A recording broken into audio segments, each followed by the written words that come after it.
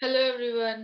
So this is our sixth video of basic maths. ठीक है, this is our sixth video of basic maths series and in this video we are going to start the integration. आज हम क्या पढ़ेंगे integration के बारे में और एक एक डिटेल में छोटी छोटी चीजें की हम कवर करने वाले हैं कि इंटीग्रेशन क्या होती है, इसको क्यों हम करते हैं और इसके फॉर्मूलाज क्या है with a lot of numericals, ताकि ये आपको अच्छे से क्लियर हो जाए। तो सबसे पहले तो इंटीग्रेशन समझ लेते हैं कि इंटीग्रेशन है क्या। देखो, integration as a name suggest integrate करना। ठीक है, इंटीग्रेट। सो इंटीग्रेट क्या होता है? इंटीग्रेट होता है कि किसी चीज को जोड़ना, आपस में जोड़ना, यही हम इंटीग्रेट का मीनिंग समझते हैं। ठीक है, जोड़ना। जोड़ना क्या होता है? ऐड करना। ठीक है, तो ऐड करना। तो इन सब चीजों से मिलके ही बना है इंटीग्रेशन। ठीक है, तो इसी चीज को हम पढ़ने वाले हैं कि इंटीग्रेशन आखिर हम क्यों लाए। हम डायरेक्ट ऐड भी तो कर सकते थे। Then why we use the integration. तो सबसे पहले ये जो क्वेश्चन है इसी को ही हम देख लेते हैं कि why we use it, why we use integration. ठीक है, अभी तक हमने क्या पढ़ा था? डिफरेंशिएशन पढ़ा था और देखा था कि उसका यूज क्यों होता है। जब भी किसी चीज को हमने किसी रिस्पेक्ट में चेंज करना हो, किसी एक फंक्शन को किसी दूसरे वेरिएबल के रिस्पेक्ट में चेंज करना हो, तो उसलिए हमने डिफरेंशिएशन को पढ़ा था। अब यहाँ देखते हैं कि इंटीग्रेशन को हम क्यों पढ़ते हैं। ठीक है, तो सबसे पहले हम ये बना लेते हैं एक ग्राफ और यहाँ पे let us suppose you have a area. Okay, let us suppose you have a area here and this is a rectangular area. ठीक है, and here this is A and this is B, and when you are asked to find the area of this rectangular box you can find it easily. कैसे find out कर सकते हैं? A into B, यही होगा ना इसका area, rectangle का area है। ठीक है, अब नेक्स्ट हमारे पास है if you are given with a circle hai and you are asked to find the area, so what you do? You just find the radius and then pi r square, this is the area of a circle. But अब देखो, अब next case में हम क्या करने जा रहे हैं। ठीक है, यहाँ देखो, अब हम एक एक्स वाई ग्राफ बना लेते हैं। सबसे पहले this is our x y graph and इस एक्स वाई ग्राफ में suppose this is your curve. ठीक है, दिस इज योर कर्व। अब देखो, ये पॉइंट ए है और ये पॉइंट हमारा बी है। अब इस ए पॉइंट को आप बी पॉइंट से मिला दीजिए। ये हमारी, देखो, ये ऑब्वियसली एक्स एक्सिस होती है और ये हमारी वाई एक्सिस होती है। तो हमने इसको एक्स एक्सिस पे मिला दिया एट द पॉइंट ए और इस बी को भी हमने एक्स एक्सिस से मिला दिया at the point B. And now you are asked to find the area. अब आपसे बोला जाए कि इसका एरिया फाइंड आउट कीजिए। सो आप कैसे करेंगे? ये ना ही ट्रायंगल है, ना ही रेक्टेंगुलर है, ना ही कोई भी पिरामिड है जिसके हमें बेसिक फॉर्मूलाज पता है। तो जब ये कोई भी चीज नहीं है तो हम इसका फॉर्मूला कैसे बनाएंगे? तो देखो, अब देखो हम क्या कर सकते हैं, इसको छोटी छोटी स्ट्रिप्स में काट लो। छोटी छोटी स्ट्रिप्स में हमने काट लिया इसको। इस स्ट्रिप का ये दे दी हमने y1। ठीक है, ये हमने y1 ले ली और ये हमने dx ले ली, इसकी dx ले ली। यहाँ पे इसको छोटी सी स्ट्रिप में काट लो। ऐसे ऐसे करके इसको पूरी छोटी छोटी स्ट्रिप्स में आप यहाँ तक काट सकते हो। ठीक है, यहाँ से और इसको भी आपने छोटी सी स्ट्रिप्स में काट लिया। ठीक है, इसको पूरा ए से बी तक छोटी छोटी स्ट्रिप्स में काट लीजिए।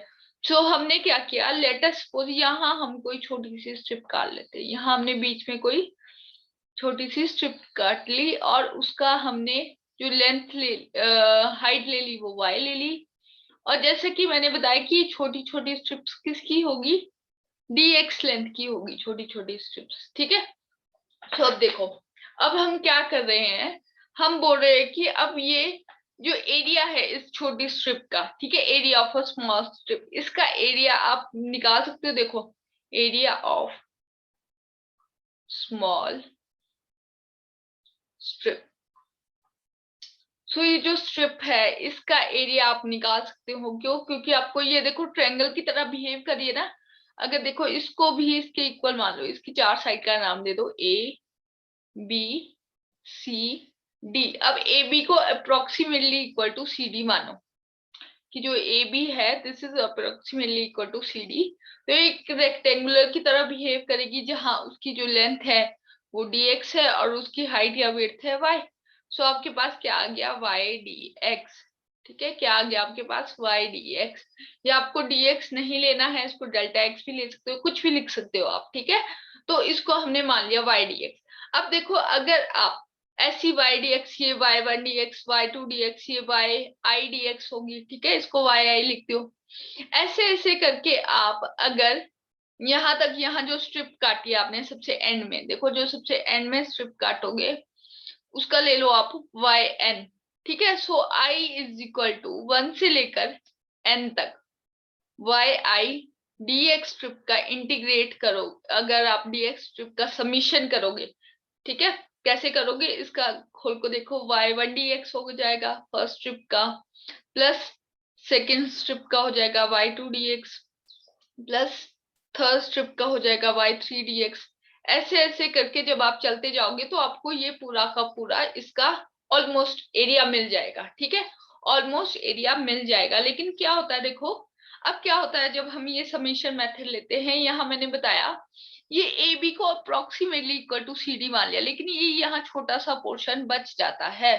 तो जो एडिशन होती है इससे डायरेक्ट इसका एग्जैक्ट सॉल्यूशन नहीं मिल पाता है। ठीक है, सो उसको रिमूव करने के लिए हम क्या लगा देते हैं, इंटीग्रेशन लगा देते हैं। तो इस समीशन से ही बना है इंटीग्रेशन, और जिसका साइन होता है इस टाइप का, this is the sign of integration. कहां से कहां तक, from point A to point B, from point A to point B y dx। बस ये आपकी इंटीग्रेशन हो गई। ठीक है, अब y क्या है, y कोई भी फंक्शन ऑफ x होगा। y क्या है, फंक्शन ऑफ x होगा कोई भी, मतलब ये y कर्व है। ये कैसी है, y कर्व है जहां y क्या है, फंक्शन ऑफ x। तो जब, तो यहां लिख सकते हैं हम f of x dx। Integration को क्या लिख सकते हैं हम, f x dx। सो देखो ये हमारी इंटीग्रेशन आ गई, ये हमारी इंटीग्रेशन आ गई और हमने इसका एरिया निकाल दिया, राइट। ये हमारे हमारे पास इंटीग्रेशन मिल गया। तो इस टाइप से हम कर सकते हैं। ठीक है, this is why we use the integration. I hope it is clear to all of you कि हम इंटीग्रेशन को क्यों परफॉर्म करते हैं और इंटीग्रेशन से हमें क्या फायदा मिलता है। हमने देख लिया इसको, सब कुछ अच्छे से देख लिया। ठीक है, अब हम कुछ इसमें आगे नेक्स्ट करने जा रहे हैं। ठीक है, अब हम इसमें पढ़ेंगे कि डेफिनेट और इनडेफिनेट इंटीग्रल। ठीक है, अब सेकंड जो आएगा हमारे पास आएगा, एक होता है डेफिनेट इंटीग्रल और एक होता है indefinite integral.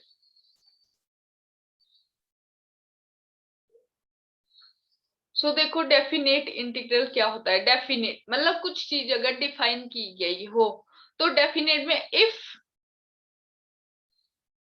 if initial and final position is given, initial and final position are given, so that is definite। मतलब आपको दिया गया है कि आपको कहां से कहां तक इसको इंटीग्रेट करना है। जैसे हमने a to b लिया, if initial and final position given, तो उसको बोलेंगे डेफिनेट। और जो ये फाइनल और इनिशियल पोजीशन होती है इसको हम बोल सकते हैं limits. If limits are given to you then we call it definite integral. Suppose अगर आपके पास दिया है कि a से b तक इंटीग्रेट करना है, दिया है, सब कुछ डेफिनेट है। ठीक है, इफ, अब indefinite, if initial and final position क्या होगा, आप नॉट गिवन, डायरेक्ट आपको इंटीग्रेशन करनी है, कुछ नहीं दिया कि कहां से कहां तक करनी है। ठीक है, तो अगर नो लिमिट्स, कोई लिमिट्स नहीं है, डायरेक्ट आपको इंटीग्रेशन परफॉर्म करनी है, तो उस केस में उसको बोलेंगे इनडेफिनेट। यहाँ पे सीधा दिया है आपको इंटीग्रेशन का साइन। सो यहाँ पे जब हम इंटीग्रेशन करते हैं तो इंटीग्रेशन के बाद प्लस कांस्टेंट सी आ जाता है। इंटीग्रेशन करेंगे किसी फंक्शन की y dx प्लस कांस्टेंट सी, तो ये इसका फॉर्मूला बन जाता है। ठीक है, यहाँ सी क्यों आ जाता है, क्योंकि आपको डेफिनेट कुछ नहीं दिया है, इसलिए where C is some constant. Definite कुछ नहीं है तो आपको नहीं पता कि ये कहां से कहां तक जा रहा है, तो हम एक कोई भी कांस्टेंट सी जिसकी वैल्यू हमें नहीं पता है वो हमें ऐड करनी पड़ती है, ठीक है, सो दैट कि हमारा जो इंटीग्रेशन रिजल्ट है वो वेरी ना करे, और मतलब हम उसको बोल सकते हैं कि ये कोई भी कांस्टेंट हो सकता है डिपेंड अपॉन द क्वेश्चन। तो हम जनरली क्वेश्चन में क्या लिखते हैं, सी एज अ कांस्टेंट, ठीक है। तो ये दो चीजें होगी कि this is the definite and indefinite integral. अब हम यहाँ करेंगे different change of integration to differentiation और differentiation of integration. Change of differentiation to integration और इंटीग्रेशन टू डिफरेंशिएशन। देखो इन दोनों में, इन दोनों को अगर एक साथ को रिलेट करके आप चलोगे so it will be very easier to you.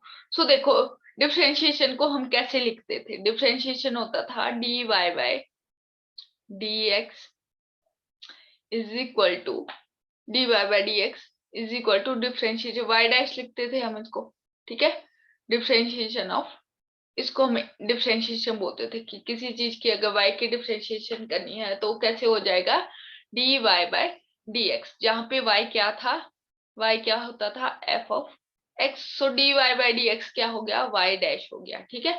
अब देखो अब इंटीग्रेशन में हम क्या करेंगे, इसको dy को यहीं रहने दो और दूसरी साइड y डैश dx ले जाओ, दूसरी साइड ये dx लेके, ठीक है। अब इन दोनों को इंटीग्रेट कर दो। अब यहाँ पे क्या है, यहाँ पे लिमिट dy है, यहाँ पे क्या है dy है, तो इंटीग्रेशन किसकी लिमिट किसकी आएगी, y की, y1 से y2, ये कुछ भी हो सकता है। अब देखो यहाँ पे dx है, यहाँ पे dx है, तो लिमिट्स किसकी आएगी हमेशा, x की, x1 टू x2, अगर लिमिट दी हो तो, अदरवाइज आपको डायरेक्ट सॉल्व करना है, ठीक है। सो ऐसे डिफरेंशिएशन का इंटीग्रेशन में आप चेंज कर सकते हो। I hope it is clear to you. अब हम नेक्स्ट करेंगे, देखो अब हम नेक्स्ट इसके फॉर्मूलाज पे चलेंगे, ठीक है। और अगर इंटीग्रेशन अगर लिमिट ना दी हो तो आप कैसे लिख सकते हो, आप कैसे लिख सकते हो, आप लिख सकते हो कि y डैश, देखो आप कैसे लिख सकते हो, dy is equal to y1 to y2। अगर आपको x की लिमिट्स ना दी हो तो आप डायरेक्ट कैसे लिख सकते हो, y dash dx plus c। ये आपका जो एग्जाम्पल हो गया, दिस इज ऑफ डेफिनेट, और दिस जो नीचे वाला एग्जाम्पल है दिस इज सॉरी, ये हो गया आपका डेफिनेट वाला और नीचे वाला इनडेफिनेट वाला, ठीक है। ये हमने देख लिया कि व्हाट इज डेफिनेट और व्हाट इज इनडेफिनेट इंटीग्रल, ठीक है। अब हम इसके फॉर्मूलाज पे चलते हैं। अभी तक हमने जो भी इसका बेसिक था कि क्यों हम इंटीग्रेशन करते हैं वो हमने पढ़ लिया, डिफरेंशिएशन के साथ हमने इसका इंटरचेंज डिफरेंशिएशन में करना भी इसको देख लिया, ठीक है। जहां जरूरत पड़ेगी वहां हम डिफरेंशिएशन करते हैं और जहां जरूरत पड़ेगी वहां इंटीग्रेशन। तो एक चीज याद रखो कि डिफरेंशिएशन और इंटीग्रेशन आपस में कैसे ऑपोजिटली कोरिलेट है, ठीक है। यहाँ पे हम क्या करें, इंटीग्रेट, तो यहाँ पे डिवाइड, ठीक है। यहाँ पे अगर मल्टीप्लाई हो रहा है तो यहाँ पे डिवाइड हो रहा था, तो एक दूसरे के ऑपोजिट होंगे और फॉर्मूला भी इसके इंटीग्रेशन से रिलेटेड एक दूसरे के ऑपोजिट ही होंगे। सो सबसे बेसिक फॉर्मूला, सबसे ज्यादा इंपॉर्टेंट होने वाला फॉर्मूला, यूज होने वाला फॉर्मूला कौन सा है इसमें, देखो अगर आपको अब देखो डिफरेंशिएशन के केस से रिलेट करके चलेंगे इसको, ठीक है। अगर देखो y दिया हो x raise to the power n, so dy by dx कैसा हो जाता है आपका, dy बाय dx हो जाता है n x n माइनस 1, ठीक है। अब देखो इंटीग्रेशन में क्या होता है, अगर y दिया हो x raise to the power n, so integration of y dx क्या हो जाएगी, इंटीग्रेशन हो जाएगी x raise to the power n into dx। अब देखो x के साथ एक और x मल्टीप्लाई हो रहा है, मतलब पावर क्या हो जाएगी अब ऐड। यहाँ पे क्या हो रहा था, यहाँ पे देखो dy बाय dx हो रहा था ना, तो इसको ऐसे भी लिख सकते हैं ना, d of x raise to the power n upon dx। तो यहाँ समझ सकते हो कि एक जो x था वो क्या हो रहा है, डिवाइड हो रहा है, तो यहाँ पावर क्या हो गई थी, छोटी हो गई थी, लेकिन यहाँ मल्टीप्लाई हो रहा है तो पावर क्या हो जाएगी x, सॉरी इंटीग्रेशन साइन नहीं आएगा क्योंकि इंटीग्रेशन तो सॉल्व कर रहे हैं, ठीक है। x raise to the power n plus 1 upon n plus 1, ठीक है। सो ये हो जाएगा, देखो इसको कोरिलेट करके चलो।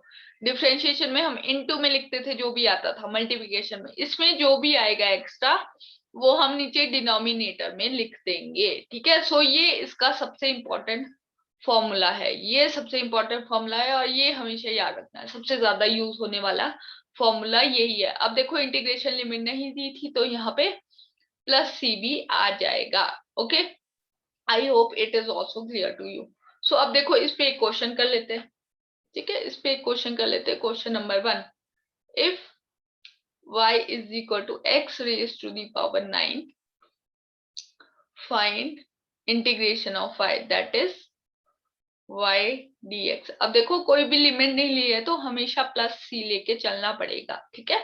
सो अब हम y dx फाइंड आउट कर लेते हैं। y dx, y की जगह y की वैल्यू पुट कर दी जाए, x raised to the power 9 dx। So x raised to the power 9, n की वैल्यू क्या है यहाँ पे 9। सो x raised to the power 9 plus 1 upon 9 plus 1 plus c। ठीक है, तो यहाँ क्या आ जाएगा, x raised to the power 10 upon 10 plus c। This is your answer. So this is how you can do your integration. सबसे पहला basic formula हमने पढ़ लिया। अब देखो इसमें जैसे मैंने डिफरेंशिएशन में बताया था कि अगर सिंपल x ना होके फंक्शन ऑफ x है तो देखो कोई डिफरेंस नहीं है इसमें, वही करेंगे हम सेम। अब देखो डायरेक्ट x था, अब x ना होके कोई फंक्शन ऑफ x है, फिर हम क्या करेंगे, तो देखो यहाँ कोई ले लेते हैं, अगर y हो ax प्लस बी। अब ax plus B raise to the power 9 आ गया। ठीक है, 9 से ही लेते हैं। अब देखो ax प्लस बी क्या है, ये x ना होके क्या है, फंक्शन ऑफ x। तो जहां भी आपके पास ऐसा आ जाए बिना सोचे समझे इसको u पुट कर दो, इसको कोई टर्म पुट कर दो, दैट इज u। और u क्या है, f ऑफ x। सो हमारे पास y क्या बच गया, u raise to the power 9। अब उसकी जो हमारे को इंटीग्रेशन करेंगे वो एज इट इज इसी फॉर्मूला से करेंगे, यही वाला फॉर्मूला। लेकिन अब u फंक्शन ऑफ x है, सो du बाई dx भी होगा। ठीक है, यही कर रहे हैं हम डिफरेंशिएशन में, u अगर फंक्शन ऑफ x है तो du बाई dx भी होगा। बट इंटीग्रेशन में वो कहाँ, डिफरेंशिएशन में वो कहाँ पे था, मल्टीप्लिकेशन में। इसमें हर चीज कहाँ जा रही है, डिनोमिनेटर में, डिवाइड में। सो ये du बाई dx भी डिवाइड में चला जाएगा। अब देखो मैं क्या बोल रही हूँ, देखो क्या करेंगे हम, अब y dx निकालो। y dx कैसे निकालेंगे, y dx निकालेंगे integration of u raise to the power 9 dx। यही हो जाएगा u raise to the power 9, function of x ही है। सो इसको dx के रिस्पेक्ट में इंटीग्रेट किया जा सकता है। हमने यहाँ पहले लिखा है कि ये फंक्शन ऑफ x होना चाहिए। ठीक है, अगर ये t का फंक्शन होता तब तो ये डिफरेंशिएट ही ना होता, ये x का फंक्शन है इसलिए डिफरेंशिएट कर रहे। तो देखो क्या आ जाएगा, u raise to the power 9 plus 1 upon 9 plus 1। लेकिन यहाँ पे क्या होगा, अब du बाई dx भी डिवाइड हो जाएगा साथ में। करेंगे तो हम इस जो फंक्शन ऑफ x की डिफरेंशिएशन ही, लेकिन वो कहाँ पे, डिनोमिनेटर में। याद रखो इंटीग्रेशन में कहाँ हो रही थी, वो मल्टीप्लाई हो रही थी, लेकिन यहाँ क्या हो रही है, डिवाइड। तो क्या आ जाएगा, u raise to the power 10 upon 10। अब इसकी डिफरेंशिएशन हमने बहुत सारे हमने इंटीग्रेशन की वीडियो में बहुत बार देखी है कि आती है, a आ जाती है। तो यहाँ क्या लिख देंगे, 10a।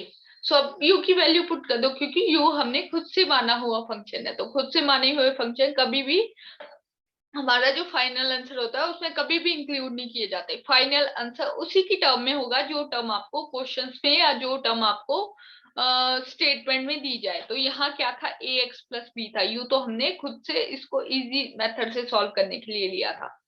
तो क्या आ जाएगा, अपॉन 10 अपॉन 10a। सो ये सब टर्म हमारी क्वेश्चन में थी, a भी था, x भी था, b भी था। ठीक है, तो उसकी टर्म में हमने अपना आंसर लिख दिया। So I hope it is also clear to you, right. So अब हम नेक्स्ट फॉर्मूला, अब देखो हम हर चीज को इंटीग्रेशन से और डिफरेंशिएशन को इंटीग्रेशन से रिलेट करते हुए चलेंगे। ठीक है, सो हमारा यहाँ होगा अब formula number 2। First formula I hope सारा क्लियर हो चुका होगा, सबसे इंपॉर्टेंट फॉर्मूला यही है इसमें। अब फॉर्मूला नंबर 2, अब देखो डिफरेंशिएशन के केस में फिर से रिलेट करेंगे। क्या लिया था हमने, अगर y आपका e raise to the power x हो, सो dy बाय dx क्या हो जाता है आपका, dy by dx e raise to the power x ही रहता है। तो इंटीग्रेशन में भी वो सेम ही रहेगा, ठीक है, इंटीग्रेशन में भी सेम ही रहेगा। सो इंटीग्रेशन क्या हो जाएगी, अब इसको पा ले जाओ, तो dy की इंटीग्रेशन क्या हो जाएगी, इंटीग्रेशन ऑफ ex dx, और जो कि क्या रहेगी, सेम ex। सो देखो हमने ex dx की इंटीग्रेशन की और y की वैल्यू क्या निकाल दी। अब इंटीग्रेशन ऑफ y है, मतलब y को dy dy dy dy dy add करते जा रहे, तो एडलेस क्या आएगा, पूरा y आ जाएगा। देखो अगर ये y है, dy का मतलब क्या है, ये कोई y है, इसको हमने dy में तोड़ा हुआ है, तो dy को जब इंटीग्रेट करेंगे पूरा y मिल जाएगा, और वो किसके इक्वल आ गया, ex dx, मतलब इंटीग्रेशन ऑफ ex dx का मतलब है इंटीग्रेशन ऑफ ex, वो किसके इक्वल आ गई, e ऑफ x। सो देखो हमने जब y is equal to ex लिया, उसकी जब हमने डिफरेंशिएशन की तो ex ही आई, जब हमने ex dx की इंटीग्रेशन की तो फिर से ex ही आ गई। सो डिफरेंशिएशन और इंटीग्रेशन ex के केस में नहीं बदलेगी। बट अब सपोज x की जगह क्या है, फंक्शन ऑफ x है, अब क्या हो गया आपका, y की वैल्यू क्या होगी है, e raise to the power ax plus b। अब देखो यहाँ फंक्शन ऑफ x आ गया, सो इसकी इंटीग्रेशन कैसे करेंगे। अब देखो इसकी डिफरेंशिएशन कैसे होती थी, e raise to the power ax plus b यहाँ रहता था, और इसकी जब हम फर्दर डिफरेंशिएशन करते थे a यहाँ पे मल्टीप्लाई हो जाता था, लेकिन यहाँ क्या होगा, ऑपोजिट डिवाइड हो जाएगा, ठीक है। अब देखो इंटीग्रेशन करेंगे हम e raise to the power ax plus b into dx, अगर हम इसकी इंटीग्रेशन करते हैं तो क्या आ जाएगा, क्या आ जाएगा, e raise to the power x plus b as it is, और इसकी जो डिफरेंशिएशन होगी वो डिवाइड हो जाएगी, ये आपका आंसर आ जाएगा, ठीक है, ये आपका आंसर आ जाएगा। या फिर अब देखो ये डिफरेंशिएट करके ये आ रहा था ना, सो इसी टर्म को अगर हम इंटीग्रेट करते हैं, अब देखो डिफरेंशिएट करके ये आंसर था, तो ये जो आंसर आया था e raise to the power ax plus b into a, ये जो आंसर आया था डिफरेंशिएट करके, इसको अगर इंटीग्रेट करें ना तो हमारा क्या आ जाएगा, हमारा फिर से y मिल जाएगा हमको। सो देखो ये ऑपोजिट है, देखो ये y था, इस y की डिफरेंशिएट की तो ये आया, इस डिफरेंशिएशन को इंटीग्रेट कर दिया तो फिर से y मिल गया। तो देखो एक दूसरे से कैसे कोरिलेट है, पहले ये फंक्शन था, इसकी डिफरेंशिएशन ये थी, इस डिफरेंशिएशन को हमने इंटीग्रेट किया तो फिर से वही फंक्शन आ गया, ठीक है। तो वही तो बात है, डिफरेंशिएशन और इंटीग्रेशन एक दूसरे के ऑपोजिट है। I hope it is also clear to you as well. So हमने एक्सपोनेंशियल का फॉर्मूला भी अच्छी तरह से सीख लिया, ठीक है। अब नेक्स्ट चलते हैं हम लॉगरिथमिक वाले फॉर्मूला, ठीक है, फॉर्मूला नंबर 3, फॉर्मूला नंबर 3। अब देखो इसको आराम से समझते हैं, इसमें क्या हो रहा है। देखो अगर y है आपका सबसे फर्स्ट फंक्शन, ये लिख लेती हूँ, अगर y है आपका log ऑफ x, y की वैल्यू क्या है, log ऑफ x, सो हमने देखा था कि dy बाय dx क्या आ रहा था, 1/x, 1/x आ रहा था, ठीक है। अब इसको dy, अब हमने y निकालना है, अब dy है, अब देखो dy से क्या, अब देखो यहाँ dy रखो और dy को और dx को परे ले जाओ, dx अपॉन x। अब dy, अब देखो y था, y से हमने dy बाय dx निकाला, अब इस dy से हम फिर से y निकालेंगे, तो क्या करेंगे, इस dy से y निकालना हो तो हम इसको इंटीग्रेट कर देंगे, dy की इंटीग्रेशन क्या आ जाएगी, y, और देखो इसकी इंटीग्रेशन क्या हो जाएगी, इसकी इंटीग्रेशन हो जाएगी log ऑफ x।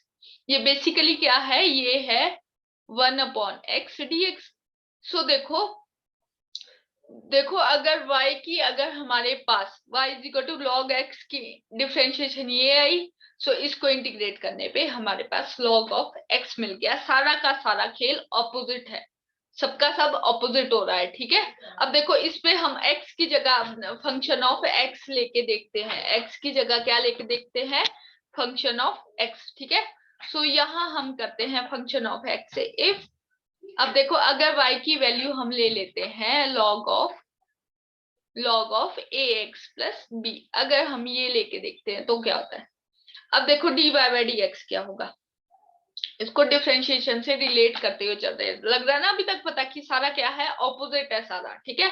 अब देखो dy बाई dx कैसे होगा, dy बाई dx जैसे अब हमने अभी तक माना, इसको u लेके चलो, इसको क्या मान लो u, और यहाँ पे ये क्या बन जाएगा, log ऑफ u बन जाएगा, और एक चीज यहाँ लिख दो du बाई dx, अब u है तो इसकी हमेशा डिफरेंशिएशन करो, तो ये क्या आ जाएगी a, ये भी हमने देखा। सो log u को जब हम, अब देखो dy बाई dx का मतलब है dy dx of log of u, ठीक है। ये मैं डिफरेंशिएशन इसलिए कर रही हूँ ताकि आपको रिलेट कर पाए, ठीक है। अब log u की डिफरेंशिएशन क्या आ रही है, 1 upon u multiply by du by dx, और यहाँ पे क्या आ जाएगा a by u, du by dx की वैल्यू पुट कर दी, तो हमारे पास dy by dx at last क्या बचा, a by ax plus B, अब u की वैल्यू पुट कर दी, ये हमारी क्या आ गई, डिफरेंशिएशन आ गई, पुट इक्वेशन 1। सो अब ये जो डिफरेंशिएट आया है, इसको अगर हम इंटीग्रेट करें, इसको अगर हम इंटीग्रेट कर दे तो हमारे पास फिर से रिजल्ट मिल जाएगा, ठीक है। अब देखो अगर हम dy को यहीं रहने दे और यहाँ क्या ले जाए, a upon ax plus b into dx, so इसका आंसर अब आपको क्या मिल जाएगा, y is equal to log of a x plus b, okay. So this is your answer. अब देखो कहां से, यहां से स्टार्ट हुए थे, इसकी हमने डिफरेंशिएट किए, जो आंसर आया उसको फिर से इंटीग्रेट किया, दिस इज योर आंसर, ठीक है। अब देखो आपके पास क्वेश्चन कैसे आ सकते हैं, इस पे आपके पास क्वेश्चन कैसे आ सकते, तो आपने याद क्या रखना है, याद आपने फॉर्मूला क्या रखना है यहाँ पे, कि 1 अपॉन एक्स dx की इंटीग्रेशन क्या हो रही है, log ऑफ x, ठीक है। log ऑफ x की डिफरेंशिएशन क्या थी, 1 अपॉन एक्स, 1 अपॉन एक्स की इंटीग्रेशन क्या होगी, log ऑफ x। अब देखो यहाँ पे एक चीज याद रखो, ये x है और इसके डिनोमिनेटर में क्या आ रहा है, इसकी डिफरेंशिएशन आ रही है dx, x की डिफरेंशिएशन आ रही है dx। सो अगर ऊपर न्यूमिनेटर में डिफरेंशिएशन है और डिनोमिनेटर में कोई फंक्शन है, तो इसकी जो ऑलवेज इसको इंटीग्रेट करके log ऑफ डिनोमिनेटर मिलेगा। देखो मैं क्या बोल रही हूँ, इसको समझ के देखते हैं, ठीक है। देखो अगर आपके पास है क्वेश्चन नंबर आई थिंक 3 होगा, अगर आपके पास है कि आपको इंटीग्रेट करना है 6x plus 5 upon 3x square plus 5x, अगर आपके पास ऐसी क्वांटिटी है, ठीक है, तो हम क्या करें, तो यहाँ पे क्या आ रहा है, देखो 3x स्क्वायर प्लस 5x, अब देखो 3x square D by D x of 3x square plus 5x करो, 3x स्क्वायर प्लस 5x क्या बचेगा आपके पास, इसकी डिफरेंशिएशन बचेगी 6x प्लस 5। तो देखो जो डिनोमिनेटर पे टर्म है उसका जो डिफरेंशिएशन है वो डिनोमिनेटर में है विद dx, इंटीग्रेशन है तो dx हमेशा आएगा ही आएगा। सो देखो न्यूमिनेटर की डिनोमिनेटर की डिफरेंशिएशन अगर न्यूमिनेटर में हो, so always answer is going to be log of denominator. So इस स्टेप को हमेशा याद रखना है, लॉग वाली टर्म कब आएगी, जब देखो अगर आपके पास लॉग है तो u वाले फंक्शन से आप इजीली इसको सॉल्व कर सकते हो। तो इंटीग्रेशन में कैसे याद रखो, अगर डिनोमिनेटर में एक फंक्शन है और उसकी डिफरेंशिएशन अगर आपको न्यूमिनेटर में दिख रही है, तो सिंपली जो उसकी इंटीग्रेशन हो जाएगी वो क्या हो जाएगा, log of denominator, this will be your answer, ठीक है। अब जैसे हम नेक्स्ट स्टेप लेके देखते हैं, एक नेक्स्ट क्वेश्चन हम लेके देखते हैं, integration of 7x upon sorry integration of 14x लेके देखते हैं, integration of 14x into 7x square dx। अब देखो यहाँ पे क्या हो रहा है, इसको अगर इसको कट करना चाहो तो कट करके भी आप सॉल्व कर सकते हो, ठीक है। लेकिन अगर देखो क्या है यहाँ पे, देखो जस्ट मैं एग्जांपल के लिए समझा रही हूँ, ये 7x² की जो डिफरेंशिएशन है वो इसके न्यूमिनेटर में दी गई है। सो इसका आंसर सिंपली क्या हो जाएगा, log of 7x²। So this will be your answer. अब 7x log 7x² की अगर आप डिफरेंशिएशन करोगे तो आपके पास यही आंसर आ जाएगा दोबारा, ठीक है। अब देखो यहाँ एक, सॉरी, यहाँ एक और क्वेश्चन लेके देखते हैं, क्वेश्चन नंबर 5। अगर आपके पास दिया हो differentiation of integration of cos x by sin x dx, so dx तो हमेशा आएगा ही आएगा, ठीक है। अब देखो sin x की डिफरेंशिएशन हमने क्या पढ़ी थी, cos x होती है, तो sin x डिनोमिनेटर में है और cos x न्यूमिनेटर पे है, तो इसका सिंपल सा आंसर क्या होगा, log ऑफ डिनोमिनेटर। क्या आंसर हो जाएगा इसका, log of denominator. Just wait, just wait,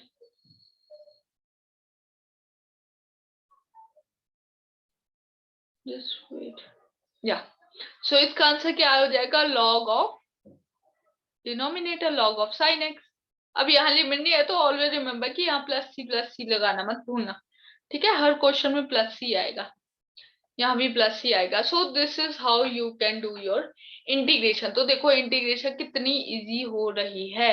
अब देखो डिफरेंशिएशन के साथ रिलेट करके हम फिर से फॉर्मूला लिख देते हैं, यहाँ पे फंक्शन, यहाँ पे उसकी डिफरेंशिएशन।